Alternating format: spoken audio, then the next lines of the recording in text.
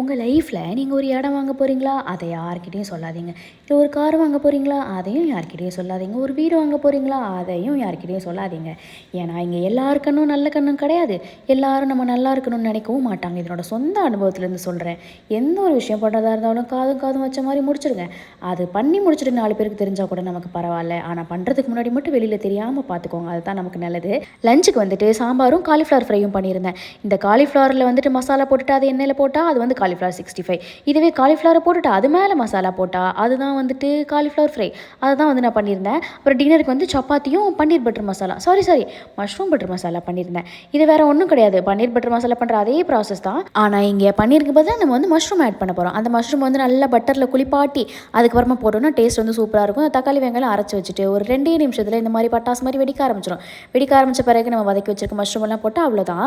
ஒரு 5 மினிட்ஸ் திரும்பி பார்க்குறதுக்குள்ளே இவ வந்து மாவுலேயே குளிச்சிருந்தா மொத்தமாக. ஒரு 5 நிமிஷம் கூட விட்டுட்டு நம்மளால் இருக்க முடியல. அவ்வளோ டார்ச்சர் பண்ணிட்டு இருக்கா இவன். நாளுக்கு நாள் ரொம்ப அதிகமாகுது சேட்டை. அப்புறம் கிறிஸ்மஸ் வருதுல, அதுக்கான டெக்கரேஷன்லாம் பண்ணிட்டு ரொம்ப ஜாலியாக இருந்தது.